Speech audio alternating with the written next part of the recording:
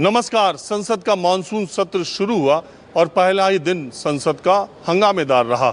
दोनों सदनों में प्रधानमंत्री नरेंद्र मोदी जब अपने नव नियुक्त मंत्रियों का परिचय करा रहे थे तब हंगामा हुआ। विपक्षी सदस्यों ने किसान बिल को, महंगाई को, कोरोना को लेकर जबरदस्त नारेबाजी की और सदन को स्थगित करना पड़ा। मैं इस वक्त गाजीपुर बॉर्डर पर हूं, जहां पिछले 8 महीने से ज़्यादा वक्त हो चुका किसान आंदोलन कर रहे हैं और किसानों ने 22 जुलाई को संसद घेरने का भी ऐलान किया है। दिल्ली पुलिस के साथ किसान संगठनों के नेताओं की बातचीत हुई, अभी नतीजा नहीं निकला है। दिल्ली पुलिस नहीं चाहती कि किसान संसद की तरफ कूच करें। वैसे किसानों का ये कहना है कि हम बाहर किसान संसद लगाना चाहते हैं। गाजीपुर बॉर्डर पर माहौल क्या है मैं आपको दिखाता रहता हूँ। बहुत दिनों के बाद आज एक बार फिर आया हूं क्योंकि संसद का सत्र शुरू हुआ। वहां चर्चा किसानों की हो रही है। बात हालांकि कुछ नहीं हुई। सरकार की तरफ से किसान आंदोलन या किसान कानूनों को लेकर के अभी तक कुछ नहीं कहा गया।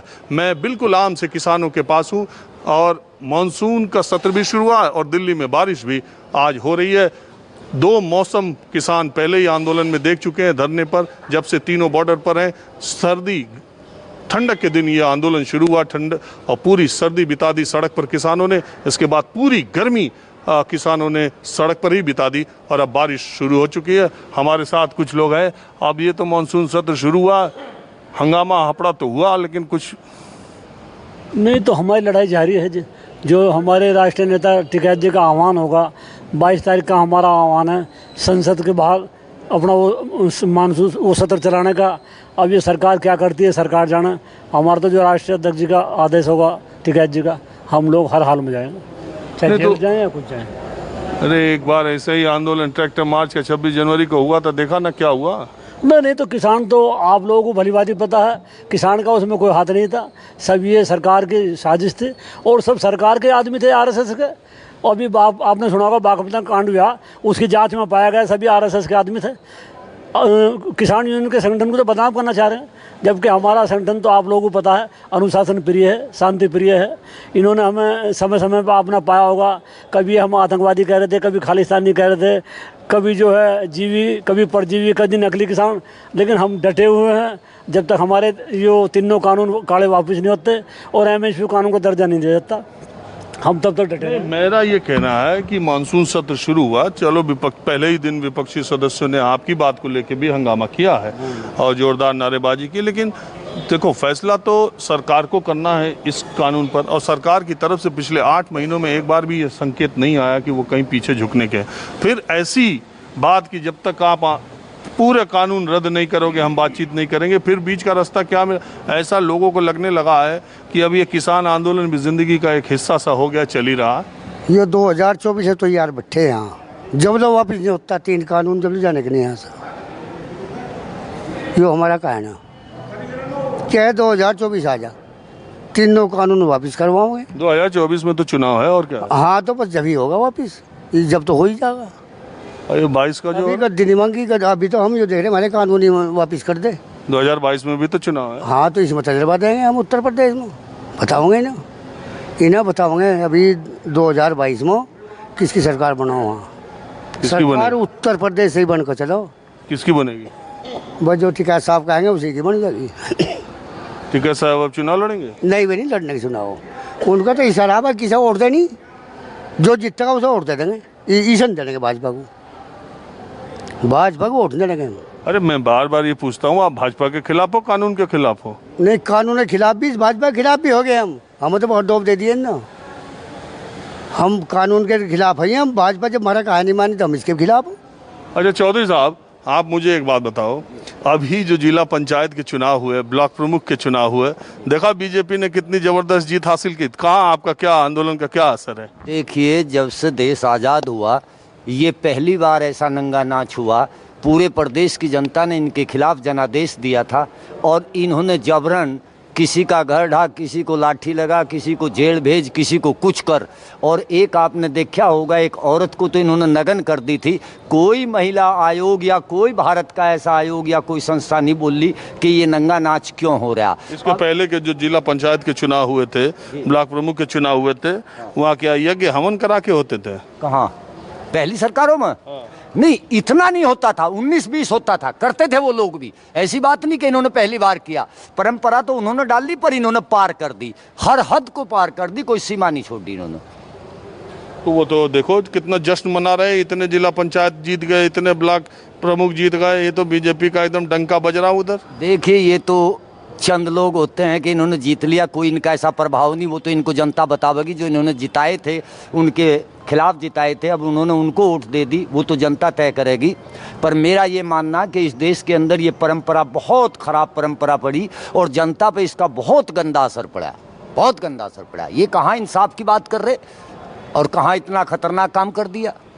अरे भाई, जिसको कोई दे रहा देने दो वोट, मन से वोट देने दो, ये कोई नहीं होती कि जबरदस्ती की वोट। नहीं, क्यों ये ना माना जाए कि लोग उनकी तरफ गए, उनकी नीतियों के साथ गए, उनका समर्थन किया? क्यों ये ना माना जाए? अगर आप में इतनी ताकत होती, आपके मेंबर इतना आपके साथ जुड़े हुए थे, तो आप ही के साथ नहीं रह जाते? देखिए रंजन, एक बागपत में आप लोग जीत पाए शायद। नहीं, देखिए रंजन जी, मैं अभी उम्मीदवार भाग रहा था। देखिए रंजन जी, मैं आपको एक बात बताऊं कि मेरे भाई इतने असहाय हो गए, टूट गए कि ये अब उनका मुकाबला नहीं कर पाए। क्योंकि यहाँ से काम क्या हुआ कि जनता मुकदमों से इतनी डर गई यार, जिन्हें कभी कुछ किया ही नहीं उन पर मुकदमे लाद दिए। इस देश की धाराएं तो जो बहुत पहले हटा दी थी, उसमें आज भी लोग जेल काट रहे। मैं अभी सुन रहा था टीवी पर, सारी बातें मैंने सुनी, और किसी भी जज ने ये नहीं कहा भाई ये धारा ही नहीं तो इसमें जेल कहाँ से भेज दिया। तो यहाँ तो जिस धारा के तहत देशद्रोह के मुकदमे लगकर अंग्रेज हम पर राज कर रहे थे, ये तो वो का वही जू का तू सिस्टम वो का वही चल रहा। यहाँ का तो कोई राज कर ही नहीं रहा, और यहाँ का राज करता तो ये धारा हम पर लगा कर कोई देशद्रोह का मुकदमा, कोई काहे का मुकदमा, तो ऐसा नहीं होता। अच्छा, मैं ये आपसे पूछने दरअसल आया मैं इसलिए हूँ कि ये 22 जुलाई को जो आप लोग संसद कूच की बात कर रहे हैं, पुलिस से बातचीत हुई, पुलिस तो तैयार नहीं दिख रही, देखो तो फिर क्या करोगे आप लोग? फिर वही 26 जनवरी वाला दोहराने का तो नहीं इरादा? देखिए रंजन जी, हमने 26 जनवरी में भी कोई अनैतिक काम नहीं किया, क्योंकि देश हमारा है, नेता भी सब हमारे ही हैं, ये नहीं कि ये कहीं वहाँ से आगे। रोना इस बात का, इनको यहाँ हम अब 8 महीने हो जाएंगे 26 तारीख में, और अब हमने जब सोचा कि ये लोग यहाँ से नहीं सुन रहे, शांतिपूर्ण तरीके से संसद पे बैठकर हमारे 200 लोग जाएंगे, हमने उनको आधार कार्ड दे दिया, फोटो दे दिया, हमारे 200 सुबह जाएंगे, शाम को वापस आ जाएंगे, फिर अगले दिन सुबह 200 नए न्यारे जाएंगे, फिर वापस आ जाएंगे, बहुत शांतिपूर्ण तरीके से जाएंगे। हमारे नेताओं ने इन सारों की जिम्मेदारी ली, और एक आदमी सिंगल भी हमारा कोई गड़बड़ कर दे तो हमारे किसान नेताओं की जिम्मेवारी है। इसलिए सरकार इस सब बेफिक्र रहे, हम अपने देश को कोई नुकसान नहीं। अच्छा, एक बात बताओ, आपके मुजफ्फरनगर में आपका टिकैत साहब का परिवार वहीं का है, महेंद्र सिंह टिकैत, सबसे ज़्यादा प्रभाव कहते हैं मुजफ्फरनगर जिले में किसान आंदोलन और किसान संगठन का है, किसान यूनियन का है, ठीक है। वहीं पर केंद्रीय मंत्री के भाई लड़ रहे थे, उन्होंने भाई का समर्थन न करके अपनी पार्टी के कैंडिडेट का समर्थन किया। भारतीय जनता पार्टी मुजफ्फरनगर जिला पंचायत का चुनाव जीत गई, जिला पंचायत अध्यक्ष। मैसेज क्या गया? आपके साथ कौन है? देखिए, अगर मंत्री जी के भाई पर रुपये हुए होते तो उसे कोई नहीं हरा सकता, दूसरे के लिए कोई रुपये नहीं लगाता। किसान यूनियन पर 2 अन्य तो है नहीं, वो रुपये कहाँ से लगा देती? ठीक है भाई, मंडी में माल बहुत है, खरीदार चाहिए, खरीदार में थे, खरीद लिए, इसलिए वो सब हो गया उनका काम। किसान यूनियन ने इसमें नहीं, आप जीतो तो आपको समर्थन, दूसरा जीते तो पैसे से जीत गया। देखिए, ये बिल्कुल नहीं, किसान यूनियन ने कभी आज तक कहीं जबरदस्ती नहीं करी। किसान यूनियन अगर खड़ी होती तो 101% जीतते, कोई दुनिया की ताकत हरा नहीं सकती। तो लोग तो ये भी कह रहे हैं कि आपके आंदोलन को भी तो पैसा मिल रहा। साहब, जुबान के आगे मैदान है, कौन कह रहा है वो पैसा मिल रहा है? कहाँ से मिल रहा है? हमारी खाना पीना तो देख लो, हमारा रहना तो देख लो कि डाल टपक रहा पानी और कैसी बुदबू मार रही है। अगर हमारे पे इतने रुपए हैं तो हम तो बहुत सुंदर खाना खाते, बहुत अच्छे लेटते, यहाँ टपके में थोड़ा ही बैठे थे। देख लो, एक बार आप चलकर सारी चीज को देख लो। लगा तो लिया और दिखा भी दिया। वो जो आपका ये है, देखिए एसी अभी भी दिखाई दे रहा दूरी से। वो जहां आप मीटिंग करते, एसी उधर लगाई हुआ। ये सारे टेंट जो जापानी टेंट लगे हुए हैं, जो कुंभ में विदेशी अतिथियों के लगते हैं, जापानी टेंट आपके लगे हुए हैं। और लंगर चली रहा, हजारों लोग जब चाहे तब खाना खा लें। इसी को तो देख के लोग बोलते हैं। देखिए, ऐसा क्या, बिल्कुल किसान कुछ है ही नहीं इस दुनिया में, सब ये के यही हैं। ऐसी बात नहीं, जो 5, 7, 10 किसान संपन्न है, क्या वो एसी नहीं लगा सकते? क्या ये सरकार हमारे उसमें लंगोटी देखना ही नहीं चाहती क्या? फटे पुराने कपड़े, नंगे पैरों, यही देखना चाहती है क्या सरकार? हम सरकार से एक विनती करते हैं और हाथ जोड़ कर विनती करते हैं कि सरकार, अभी बेटी बाप की है, इनको ससम्मान इनकी मांगे मान लो और हाथ जोड़ के इनको उठा दो, ये तड़के घर चले जाएंगे, कोई दिक्कत नहीं, पर मान लो इनकी बात। अच्छा, कुछ और लोग से बात करते हैं। एक बात बताइए, मैं पिछले 6-8 महीने से जब आता रहता हूँ, आप मुझे मास्क लगाए कभी दिखे नहीं। पूरी दुनिया में कहा जा रहा है कि तीसरी लहर कोरोना की आने वाली है, तैयारी है? डर रहे हो? दूसरी तो निकाल दी, चलो तीसरी आने वाली है। ना पहली आई, ना दूसरी लहर आई और ना तीसरी आवे। जब हमें बीमारी का पता ही नहीं तो हम मास्क काहे को लगावे भाई? और ये तो सरकार से पूछे बीमारी लाए कहाँ से है? अरे पूरी दुनिया में आई कोई यहीं की? यही कुछ नहीं आया, ये सब इस सरकार का ड्रामा था, जनता को डराने के लिए। जनता कैसी बात कर रहे हो? अभी देखो ब्रिटेन में आ रहा है, जनता तो अभी क्या बात। अच्छा छोड़िए, कोरोना की तीसरी लहर आ रही, मैं कह रहा 1000, 500, 2000 आप लोग रहते हो, सोशल डिस्टेंसिंग फॉलो नहीं करते हो, कहीं इसी से फैला, फिर तीसरी की तैयारी तो करो। इन्होंने बंगाल में चुनाव कराए, इतने बड़े बड़े इन्होंने जन सम्मेलन करे हैं, वहाँ कोरोना क्यों नहीं फैल रहा? हमें तो ये बता दो। इस सरकार ने बहुत बड़े बड़े सारी ताकत जितनी इस सरकार के पास थी सारी वहाँ लगाई, जनसभाएं की, चुनाव करे इन्होंने, तो वहाँ तो बीमारी नहीं आई, वहाँ तो कोरोना से कोई नहीं मरा। और हम यहाँ किसान आंदोलन कर रहे, इससे कोरोना फैल रहा। यहाँ तो कोई कोरोना से मरा नहीं, यहाँ तो कोई मरा है किसान जो शहीद हुआ है, वो या तो कोई बुजुर्ग था या कोई किसी तरह दूसरी बीमारी से ग्रसित था, वो मरा है यहाँ से। अच्छा एक बात आप हमको बताओ, हम लोग बात करते रहते हैं, नहीं आप बैठे रहिए, हम बात करते रहते हैं। आपने ये मानसून सत्र से पहले विपक्षी दलों के नेताओं को चिट्ठी लिखी, हाँ कहा हमारा मसला उठाइए, किसानों का साथ दीजिए। देश में कोई विपक्षी दल आपको लगता है कि मौजूदा सरकार पर दबाव डालने की स्थिति में? ये तो खुद ही मरे जा रहे हैं, कोई है ताकत वाला? ऐसा है ना, हमने किसी को चिट्ठी लिखी, ना हमने किसी से इमदाद मांगी, हम अपने बलबूते पर लड़ रहे हैं, अपने ही बलबूते पर लड़ेंगे। ये गलत फहमी है कि हमने किसी से सिफारिश करी, क्योंकि वो सरकार भी हमने पहले आजमा रखी है। सरकार जो भी आ गई और किसान का भला नहीं करेगा, हम सबसे लड़ेंगे, कोई भी सरकार आवे। हमें किसी क्यों, ये सब एक ही थैली के चट्टे बट्टे हैं, दल बदलू हैं, हमें इन पे किसी पे कोई विश्वास ही नहीं है। ये लोकतंत्र है ना? हाँ, लोकतंत्र में राजनीतिक दलों के माध्यम से ही आप अपनी बातें रख सकते हो। यहाँ आप बैठे रहो धरने पे, कौन पूछ रहा? नहीं, अब 22 का चुनाव आ रहा है और हम 22 तक डटे रहेंगे, नहीं यूं भी दिखावेंगे कि हमारे धरने का क्या असर हुआ और क्या होगा। जैसे कि पंचायत चुनाव में पब्लिक ने किसी के भी इनके सिर्फ 2 कैंडिडेट पब्लिक ने जिताए और इन्होंने जबरदस्ती करके जो अध्यक्ष बनाए वो गुंडागर्दी की, लोगों का अपहरण करा और जो उनके पर्चे भरने वाले थे, जो उनके कैंडिडेट थे, किसी को उन्हें उठा लिया, कोई उनका अनुमोदक उठा लिया। सब इन्होंने गुंडागर्दी से वो जिताया है। और नहीं तो प्रजा का जो फैसला था वो ये 2% रहे उसमें।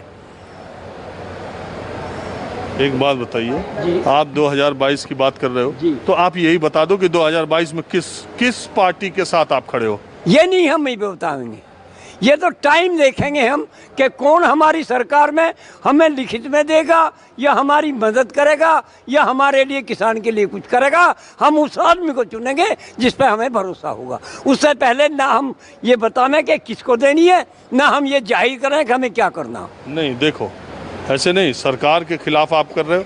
प्रियंका गांधी ने किसान संगठन संबोधित किए, आपके मुजफ्फरनगर गई, सहारनपुर गई, अभी लखनऊ के दौरे पर गई थी, वहाँ किसान संगठन के नेता उनसे मिलने के लिए गए, उन्होंने समर्थन दिया। समाजवादी पार्टी के अखिलेश यादव ने आपको समर्थन दिया, तमाम बार वो समर्थन की बातें करते हैं। आरएलडी के जयंत चौधरी तो आपके धरने में यहाँ आ ही गए थे, टिकैत साहब के वो घटना घटी। इसके अलावा बीएसपी की तरफ से भी समर्थन की बात आती रही। सारे विपक्षी दल आपको समर्थन तो देते रहते हैं, समर्थन देते हैं, लेकिन हमने अपने मंच पे किसी भी पार्टी के कोई नेता को ना परमिशन दी है और ना देंगे जब तक हमें किसी पे विश्वास ना होगा।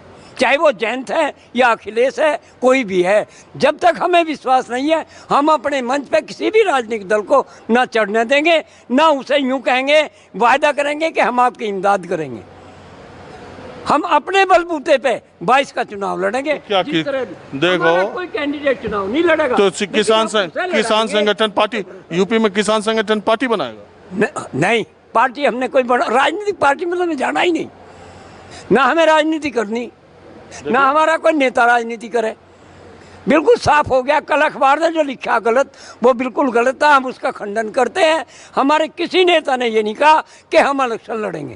उन्होंने कहा कि इलेक्शन में हम अपने बलबूते पे इस सरकार को हराने का काम करेंगे, जो एक पूंजीवादियों की सरकार है, ना कि अपने बलबूते पे सरकार है। एक सवाल ये भी तो आ रहा है कि धीरे धीरे आपका आंदोलन ये सिकुड़ता सा जा रहा है। सिर्फ जाट और पंजाब के सिख लोग, हरियाणा के कुछ जाट लोग, बस यही आंदोलन कर रहे हैं। ऐसा है, ये वो कौम है। जब ये बिरला मंदिर की नींव रखी गई थी तो सब राजा इकट्ठे हुए थे सारे देशों के, तो उसमें मदन मोहन मालवीय जी ने एक बात रखी थी कि इसकी नींव वो शख्स रखेगा जो अपने हाथ की कमाई खाता है, सादी वेशभूषा में रहता है और प्रजा उससे सुखी रहती है। ये उसी राजा सूरजभान के वंशज हैं। ये अपनी मेहनत की कमाई करके खाते हैं, अपनी मेहनत से, और सादे उसमें रहते हैं। अब आपने सवाल उठाया कि एसी लग रहा, जो किसान मेहनत करता है वो एसी नहीं लगा सकता, और जो गैब का परजीवी झूठा नेता है वो इस एसी में रहेगा। किसान का क्या दोष है जो वो मेहनत करके भी एसी नहीं लगा सकता। चौधरी साहब, इस देश का 90% किसान अपने ट्यूबवेल का बिल नहीं दे पा रहा, अपने बच्चों की पढ़ाई की फीस नहीं दे पा रहा। वो आंदोलन स्थल पे जब टीवी लगा देखता तो सोचता है कि ये वही कि हमारे जैसा किसान है या कौन सा किसान है। वो ऐसे किसान हैं जिनके बच्चे बाहर नौकरी कर रहे हैं, जो बाहर से अपने घर की मदद कर रहे हैं। वो किसान कुछ भी कर सकते हैं। आम किसान जो खेती कर रहा, वो खेती में डिपेंड है, भूखा मर रहा, उसका पूरा नहीं पड़ रहा। लेकिन जिनके बच्चे विदेशों में या यहाँ सरकारी नौकरियों में, वो सक्षम है, कुछ भी कर सकते हैं। अच्छा देखिए, संसद के मानसून सत्र के पहले दिन अप्रैल से दिवंगत हुए, जिनका निधन हुआ, पूर्व सांसद ऐसे 40 लोगों को श्रद्धांजलि दी गई। तकरीबन 40 ऑबिचुअरी पढ़ी गई। किसान भी इस आंदोलन के दौरान बहुत शहीद हुए, लेकिन किसी किसान की मौत पर संसद में एक शब्द भी नहीं बोला गया। बहरहाल संसद का मानसून सत्र में आज चर्चा ये कर रहा हूँ। चौधरी साहब, हाँ आप शुरू करें। बिल्कुल जी, जैसे ही अब चुनाव हुए थे तो पीछे जो मायावती सरकार थी, मायावती सरकार में 52 उन्होंने जिताए थे, 52 अध्यक्ष बने थे जिला पंचायत। उसके अंदर उसके बाद वो हारी, फिर आई ये सपा के बने अध्यक्ष 62, जबरदस्ती वाली जो बता रहे हो आप, उसमें वे हारे। ब्याही बीजेपी, इनके बने 67, इनके बने 67। ये तो एक बिनाव है फायदे में। पर ये चलो हम ये कहें 10-15 आ गई तो ज़्यादा ये खुश ना हो। और हम तो किसान आदमी, कमेरे आदमी, कमा के खाने वाले आदमी। आप तो नेता लग रहे। नेता तो कोई सफ़ेद कपड़े पहन ले तो नेता कह दो। नहीं, केवल कपड़े से नहीं हो जा। सफ़ेद कपड़े पहनने से कोई नेता नहीं होता, लेकिन अपना हक मांग रहे हैं। हमारे विचार ये हैं, हम अपना हक मांग रहे हैं। हमें सिर्फ वो हक चाहिए। MSP पे कानून बन जा।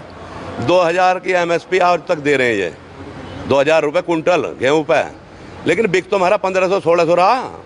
अरे अभी MSP 400 रुपये कौन खा? अरे गेहूँ की MSP बढ़ा नहीं दी। अजय गेहूँ की MSP बढ़ा दी तो रुपया तो एक भी ना मिला, पैसे तो वहीं जमा है। किसी को रुपया मिला बूझ लो? किसी को नहीं, अभी नहीं। बस जमा गेहूँ तो ले लिया, अब 15 रुपया कद मिलेगा, अगली साल मिलेगा 2000 का रेट मिलेगा। अरे वो तो कह रहे 3 दिन में खाते में पैसा। हाँ आ लिए, किसी किसान से बतवा दो 3 दिन में। 15 दिन पहले तो हमने गेहूँ दे रखे उन्हें, हमारे नहीं आए 15 दिन से। आप कह रहे हो 3 दिन में आ जा। ऐसे तो इन्होंने गन्ने का भी कही थी 14 दिन में पेमेंट है, आ गया। 1 साल छोड़ का होगा, अब की साल गन्ना डाला, अगली साल को मिलेगा। किसी के घर किसान के लड़की के भी हैं, लड़के भी हैं, शादी भी करनी है, जन्मदिन भी हैं, कहाँ से आओगा पैसा? किसान का फसल है, उसके सिवा कुछ है ही नहीं। तो सम्मान निधि दिया जाता है तो 500 रुपया कुंटल हमारा नुकसान ही तो। ये 2000 रुपये हमें ना चाहिए, हमें MSP पर रेट चाहिए। कानून MSP पर बनाओ, ये मत। MSP पे कानून तो बनने वाला नहीं, और मुझे ये लगता है, मैं ये कहता हूँ कि MSP पे कानून तो बनेगा नहीं। और ऐसा सिर्फ इसी सरकार के लिए नहीं कहता, ये किसी भी सरकार के लिए बहुत मुश्किल है कि MSP को लिखित कानून बनाए या गारंटी दे। ये तो मैं मानता हूँ, ये संभव नहीं है। नहीं, MSP पे कानून, ये चीज़ आप जो कह रहे हैं गारंटी के साथ है। ये आप भी जानते हो कि ऐसा कोई लिखित कानून नहीं है। हमने भी ये एक शपथ उठा ली है कि घर वापसी, कानून वापसी, MSP पे गारंटी, तब तक हम भी वापस नहीं जाने वाले। नहीं, आप बैठे रहो, आप ही का घर है, कोई दिक्कत नहीं है। नहीं देखिए, याचिका लगी रही है, किसी दिन सुप्रीम कोर्ट का आदेश आ ही जा।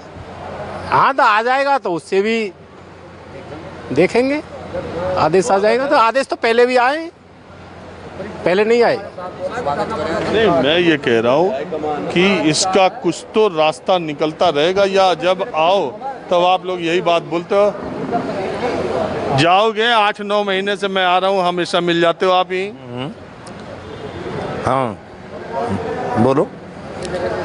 देखो, घर वापसी हमारी जब होगी, जब जो काले कानून जो वापस हो जाएंगे, जब तक तो घर वापसी होगी नहीं हमारी। और सन 22 आई रही है, इनको जीरो बना देंगे हम। इनको जीरो बना देंगे, इनको नहीं जीतने देंगे किसी भी कीमत पर।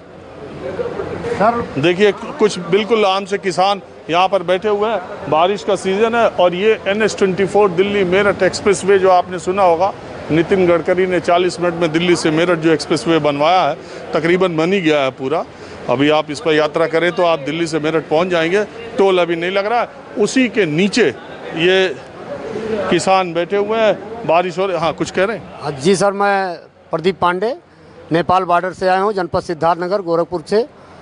सर, मैं ये कहना चाह रहा था आपके माध्यम से कि समाज में 3 वर्ग है, एक किसान वर्ग है और कर्मचारी वर्ग है, व्यवसायी वर्ग है। व्यवसायी के घर खुशहाली आ गई, एक छोटा सा व्यवसायी बड़ा बड़ा बिजनेस कर लिया, करोड़ों में उसका कारोबार हो गया।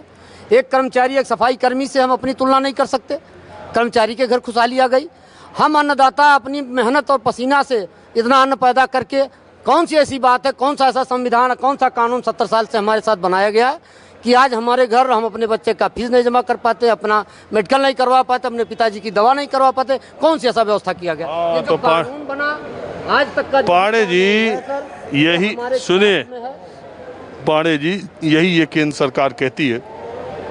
मैं वो बात कह रहा हूँ जो केंद्र सरकार कहती है कि पिछले 70-72 सालों में किसानों की इस दुर्दशा के लिए उस समय के बने हुए जो कानून चलते चले आए हैं वो उसके लिए है।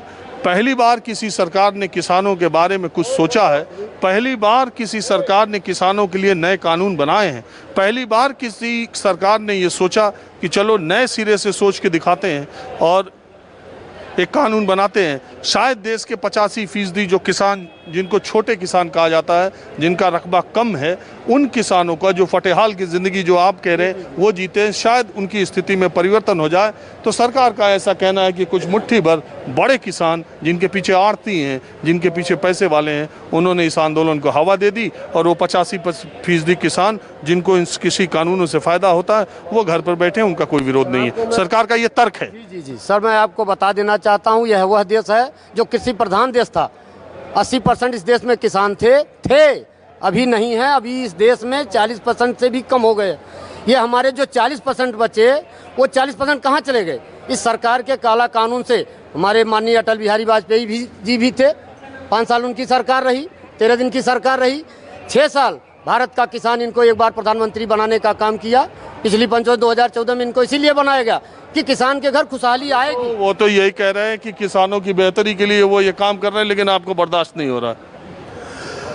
मान्यवर प्रधानमंत्री बार बार और ये बीजेपी सरकार घोषणा करती है कि एमएसपी थी, एमएसपी है, एमएसपी रहेगी। हमने अभी पिछले महीने एमएसपी ये जो खरीद हो रही थी गेहूं की, मतलब किसानों के घर गेहूं जो है पूरा गेहूं पड़ा हुआ है, किसी का गेहूं नहीं खरीदा गया। जिन्हें टोकन मिल गए थे, रजिस्ट्रेशन हो चुका। आप कहाँ से? मैं शामली भारतीय किसान यूनियन का अध्यक्ष हूँ, शामली से हूँ, ब्रह्मपाल नाड़ा जी। वैसे तो यहाँ ज़्यादातर किसान यूनियन के नेता ही बैठे रहते हैं, इसीलिए जो आपके आंदोलन का विरोध करते हैं वो कहते हैं वहाँ खाली नेता बैठे हैं। दूसरी बात यह है कि उत्तर प्रदेश सरकार के रिकॉर्ड में अगर आप जाएंगे तो इस बार गेहूं की रिकॉर्ड खरीदारी हुई है और गेहूं का रिकॉर्ड उत्पादन भी हुआ है उनके आंकड़े के हिसाब से। गेहूं की रिकॉर्ड खरीद तो हुई, पर गेहूं किसान का नहीं, व्यापारियों का खरीदा गया। किसान का जो है उन्हें पौने दामों पे जो है मंडियों में व्यापारियों को खरीदना पड़ा, क्योंकि किसान की खरीद नहीं हुई। जो खरीद केंद्रों पे जो उनके में थे कर्मचारी जो है वे किसानों से पैसे वसूल करते थे। अगर किसी किसान की खरीद भी होती थी एक किसान से 2000-3000 रुपये। अभी हमने पिछले महीने जो है जब खरीद बंद होगी, उन्हें किसानों को टोकन मिला था, उस गेहूं को कलेक्ट्रेट में हमने घुसाया और आंदोलन किया। 3 दिन में किस प्रशासन को मजबूर करा और प्रशासन ने जो है वो फिर जो है 1975 का रेट हमें किसानों को दिलवाया। मतलब जो है किसानों का गेहूं नहीं खरीदा गया, औने पौने दामों में मंडियों से जो है गेहूं खरीद के और खरीद के मैं नाड़ा जी की बात से मैं इत्तेफाक रखता हूं, क्योंकि मैं भी ऐसी बातें जानता हूं।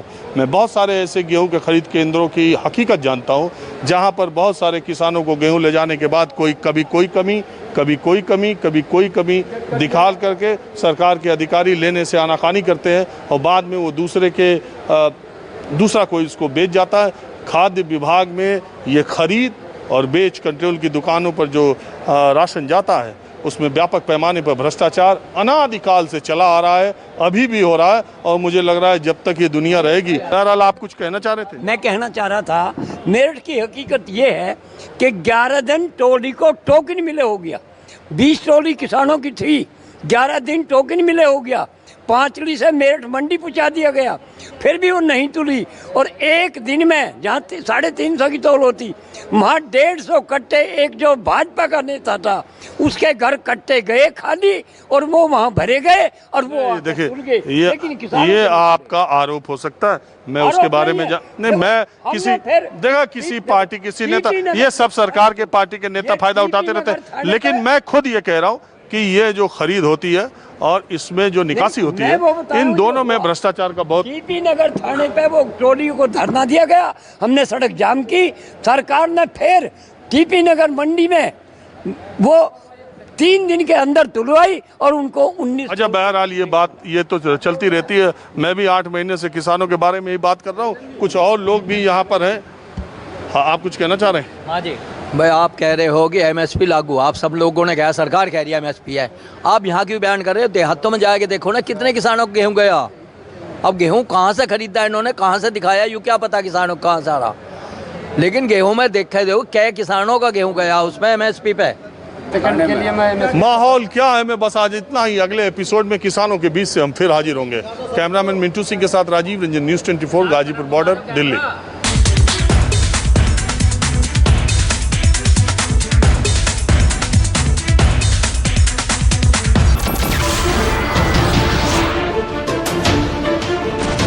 नमस्कार, मैं हूं मानक गुप्ता। अगर आपको हमारा ये वीडियो पसंद आया हो तो इसे लाइक और शेयर जरूर करें और हाँ, हमें सब्सक्राइब और फॉलो करना ना भूलें ताकि आप देश और दुनिया की कोई खबर मिस ना करें। तो जुड़े रहिए हमारे साथ और देखते रहिए न्यूज़ 24।